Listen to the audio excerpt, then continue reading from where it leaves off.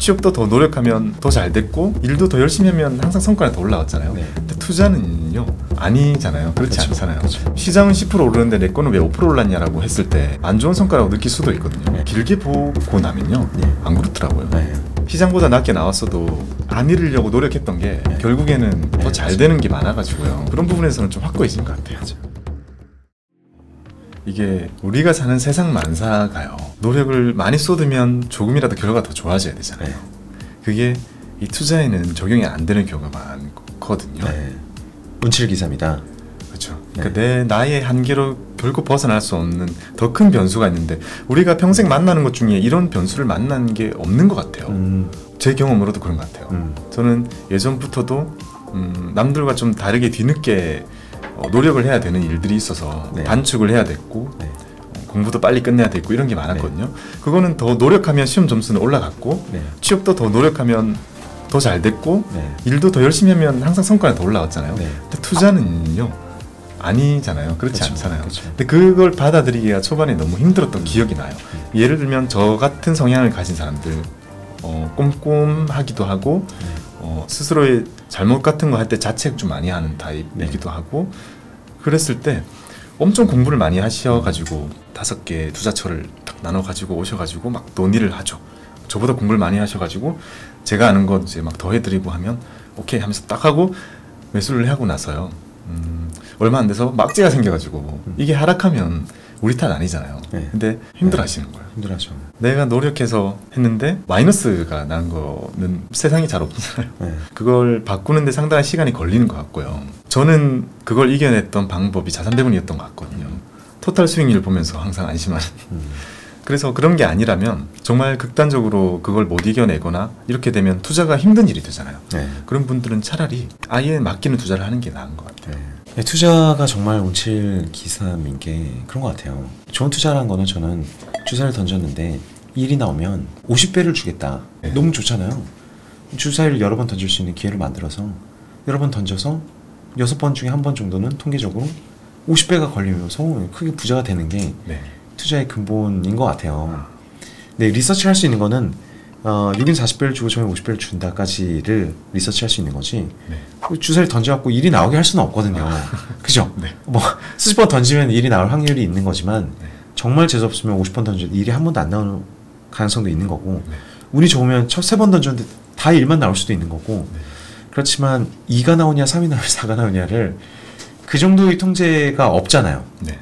그래서 운칠기삼이라고 할 때 70%는 이미 주사위 마음이다. 근데 많이 던지면 내가 이기는 게임에 참석하게 하는 게 where to play, 내가 어디서 싸울 것이냐, how to win, 어떻게 이길 것이냐를 내가 규정할 수 있지만 주사위 굴러간 거하고 통제할 수 없다라는 점은 그걸 이해하면 투자 자체가 훨씬 더 재미있는 것 같아요. 네. 이기는 게임을 반복적으로 하면 반복적으로 이기진 않지만 길게 봤을 땐 되게 이기고 있다. 그 구조를 만들고 나면 더 이상 이제 주사위에 일희일비하지 않잖아요. 네. 주사위 던져놓고 쳐다도 안 보게 되는. 네. 지구와 달 전략, 그리고 두 집 살림 전략 이런 어떤 되게 친숙한 표현들을 쓰셨어요. 네. 좀 설명 좀 해주세요. 지구와 달 전략은 무엇입니까? 아주 일반적인 투자 방법이고 네. 네, 우리가 흔히 영어로 부르잖아요. 네. 코어 세틀라이트 네. 전략인데 네. 엄마한테 얘기할 수 있을까 생각했을 때요. 네. 번역이 필요한데 딱히 네. 할 수 있는 게 없겠더라고요. 네네. 그러니까 지구는 크고 달은 작으니까 네. 지구에 안전한 거 많이 넣어두고 네. 나머지 가지고 적극적으로 고민해서 하자. 그냥 이 네. 전략을 이제 지구와 달을 붙였고요. 네. 달에 가장 적합한 건 무엇인가요? 적금을 매달 100만 원씩 하시던 분이 네. 나도 투자를 해야겠어. 근데 두려우니까 여기는 매달 80만 원만 하고 네. 이제 20만 원은 주식 개별 주식이나 ETF 골라서 매달 담아야지라고 하시는 분은 이제 8대2의 네. 지구와 달 전략을 하고 계신 분들이잖아요. 네. 그런 분들 같은 경우는 스타트로 가장 좋은 건 ETF인 것 같아요. 지구와 달 전략이 가지고 있는 어떤 이점은 무엇인가요? 가장 쉽고 네. 그리고 지구라고 불릴 수 있는 안전자산들 네. 안전자산들을 채울 수 있는 것도 생각보다 많이 있잖아요. 증권사에요. 네. 만약에 이게 퇴직연금이나 이런 데 있다면 이걸 예금으로 채울 수도 있을 거고요. 네. 일반 계좌에서 한다면 주로 채권형 ETF도 네. 예전에 많이 없었지만 지금은 그걸 채워줄 만한 그렇죠. 것들 많이 생겼으니까요. 그게 안전하게 딱 넣어두고 네. 나머지 가지고는 사실 얼마든지 해도 네. 결과는 생각보다 안정적으로 흘러가는다는 걸 전해드리고 싶었고요. 그리고 엄청난 수익을 초과 수익을 가져다 준다고 하기보다는요. 주식을 절반 이하로 낮춰주는 것에서 가장 큰 의미가 있는 것 같아요. 제가 PB 일을 했었기 때문에요. 친한 동생들이 취업하거나 이랬을 때 상담을 되게 많이 해와요. 그러니까 많이 물어오거든요. 네. 대부분은 이제 주식에 대한 네. 시작으로 물어오거든요. 네. 복잡한 거, 어려운 거 그건 네. 나중에 찾아오게 될 거다. 네. 그때까지는 마음껏 하고 싶은 거 해보고 네. 지금은 얼마 할 건데 라고 한 다음에 이만큼을 떼줘요. 그래서 이거 넣어두고 이것만 가지고 마음껏 해봐. 이걸로 의미 있는 기록을 만들어내고 아 나는 이게 투자가 맞구나라는 걸 느끼면 상관없는데 아니다 싶을 때 다른 전략 알려줄 테니까 지금은 그렇게 해봐라고 할 때요. 가장 간단한 상담이 이루어지잖아요. 그때 가장 편한 것 같아요. 지금 같을 때는 안 찾아오죠. 지금 같을 때는 저 몰래 그거 다 팔고 주식 다 들어가 있어요. 네. 그러면 100% 주식이라는 것도 많은 돈을 벌어다 줄 수 있겠지만요. 네. 결국 시장은 출렁출렁하기 마련이잖아요. 네. 그때 되면 또 찾아와서 솔직히 고백을 해요. 네. 형 그때 빼놨던 거 다 팔아가지고 몰빵했고 지금 이렇게 됐는데 어떻게 할까라고 하는 경우가 많아서 저는 항상 잃는 게 너무 힘들고 싫어가지고요. 지금같이 막 많은 사람들이 많이 벌고 할 때 많이 못 벌더라도요. 이제는 그거 가지고 슬퍼하지 않는 것 같아요. 예전에 고객분들은 시장 수익률을 기준으로 삼는 경우가 많잖아요. 네. 그럼 시장은 10% 오르는데 내 거는 왜 5% 올랐냐라고 했을 때 네. 충분히 그거가 안 좋은 성과라고 느낄 수도 있거든요. 네. 근데 길게 보고 나면요. 네. 안 그렇더라고요. 네. 시장보다 낮게 나왔어도 안 잃으려고 노력했던 게 네. 결국에는 차곡차곡 쌓여서 네, 더 잘 맞아요. 되는 게 많아가지고요. 맞아요. 저는 이제는 되게 그런 부분에서는 좀 확고해진 것 같아요. 장기 투자 전략들이 네. 하나하나 따져보면 시장을 이기는 경우는 거의 없어요. 거의 없는데 10년 지나 보면 훨씬 많이 벌려 있는 거죠. 네. 그 보면은 뭔가 크래시가 왔을 때 한 10%씩 15%씩 방어를 더 잘해요. 네. 근데 그게 아무것도 아닌데 이상하게 쌓여가지고 네. 별로 대단히 아퍼폼한 구간이 하나도 없음에도 불구하고 몇 년 지나 보면 훨씬 좋아져 있는 거죠. 네. 그런 게 좀 자산 배분의 신비이고 부자들이 굉장히 잘 이해하고 있는 영역이잖아요. 네. 잘하고 있는 애만 보고 즐기고 있으면 되고 나머지 애들은 그냥 묵묵히 시간 버텨주면 또 사이클이 와서 얘가 좋아졌다 제가 좋아졌다 하면서 되게 그냥 분산 효과를 최대한 누리는 거죠. 네. 두 집 살림은 어떻게 하고 계신 건가요? 두 집 살림은요. 네. 제가 처음에 시작할 때 여러 증권사들의 랩 상품이나 이런 신탁도 있었나 모르겠는데 이런 전략을 하는 데가 은근히 많았었어요. 네. 퀀트 베이스로 해가지고요. 네. 신호들을 감지를 해서 네. 결론이 도출되면 네.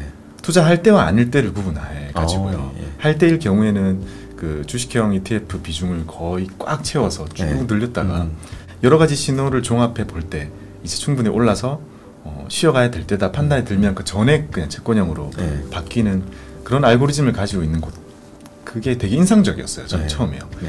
그래서 이 전략을 일반적으로 우리가 할 때도 충분히 사용하기 괜찮다는 생각이 들더라고요. 네. 이미 두 집 살림 전략을 하고 있는 사람들도 많아요. 네. 부동산을 사고 네. 열심히 갚아가는 과정에서는 네. 이 투자의 목마름이 항상 생기잖아요. 그렇죠. 또 안 할 수는 없고 하지만 이제 여기 큰 자산이 있으니까요. 여유 자금이라는 걸 딱 모아가지고 진짜 매력적인 자산이 생겼을 때 그때 투자를 딱 하고 네. 수익이 나면 딱 실현한 다음에요. 그냥 현금으로 다시 기다리는 네. 전략이 되게 많잖아요. 그렇죠. 그건 또 일종의 두 집 살림이라고 생각이 들어요. 어느 정도 장기적인 투자 경험이 있는 사람들은요. 종목을 피킹하는 능력 그런 거는 아니더라도 지금은 투자해도 그렇게 심하게 잃거나 할지는 않을 것 같아라는 감은 가지는 사람들이 많더라고요. 그런 분들이 충분히 할 수 있는 네. 이때는 진입해서 네. 어느 정도 수익이 됐을 때는 회수한 다음에 완전히 다른 국면이 올 때까지 그냥 기다리는 이건 가장 대표적인 많은 분들이 하는 실수인 것 같은데요. 모르는 것에 대한 매력을 느끼게 되잖아요. 네. PB로 일을 하다 보면 한 1년 정도만 일해도 웬만한 종목 이름이 이제 다 들어가고 대충 어느 정도 큰 기업이고 뭘 하는 회사인지는 다 들어와지니까 그런 가닥이 잡히는데요. 이 초보 투자자분들이 보통 시작하실 때 이제 막 삼성전자, 현대차, SK하이닉스 탁탁탁 해놨는데 갑자기 술 먹는데 친구가 야 울트라 테크닉스 내일 간다 이렇게 얘기하면 네. 그 미지에서 오는 매력이 네. 너무 센 거예요. 네. 내가 아는 회사들은 내일 당장 2배가 될 수 없는 회사들이잖아요. 근데 울트라 테크닉스라는 그 이상한 이름들 막 들으면 다음날 다 팔아요 막. 제가 열심히 해가지고 다 포트 짜드리고 다 해놨는데 갑자기 거래가 일어나면 제가 인지할 수 있잖아요.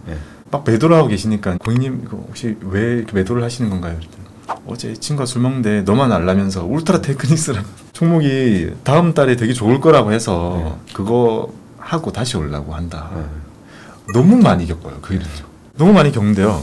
그걸 가만히 두는 게 가장 빠른 방법이에요. 겪고 돌아오시는 게 가장 빠른 방법이고요. 그런 경험을 계속 겪다 보니까요. 나중에는 그런 생각이 드는 거예요. 금융교육을 할 때요. 뭔가 위험한 게 보이잖아요. 구덩이가 보이는데 거기에 애가 막 이렇게 뛰어가는데 구덩이를 피해가게 할 수 있는 방법이 없는 거예요. 그냥 빠지는 걸 지켜보는 수밖에 없는데 그나마 작을 때, 그나마 작은 구멍에 빠지도록 하는 게 가장 효과적이었던 것 같아요. 동생들이 취업하고 처음에 시작할 때도요. 시작을 울트라 테크니스로 한다? 오케이.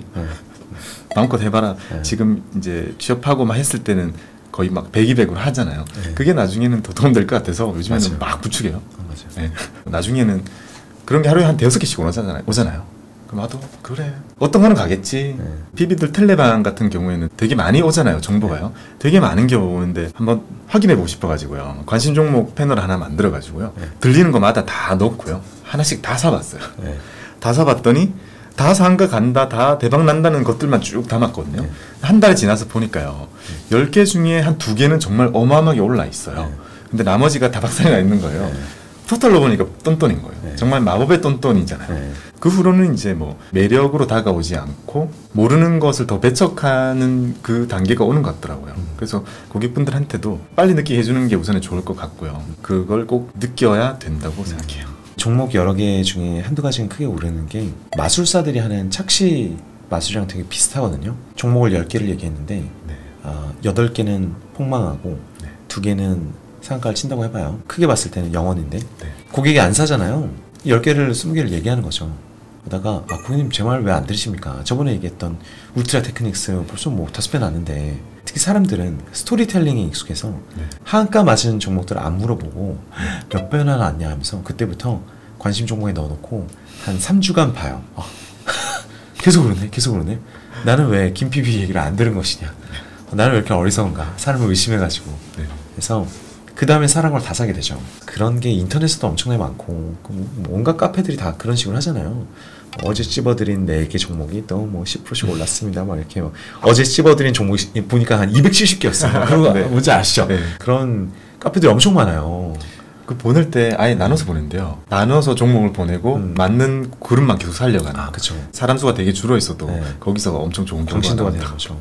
그런 거에 되게 취약한 거죠. 우리나라 규제도 취약하고 사람의 마음도 취약하고 그런 취약한 마음을 보듬어줄 수 있는 규제도 필요하고 그에 맞는 서비스들도 나와야 되고 교육도 나와야 되고 국민들의 어떤 수준도 굉장히 높아져야 되는 것 같은데 그런 국민 수준을 높여주기 위해서 박고미TV가 저는 되게 도움이 많이 되는 것 같아요. 네, 감사합니다. 오늘 출연해 주셔서 정말 많은 말씀해 주셨는데 너무 감사드리고 마지막으로 저희 인사 한번 해주시죠.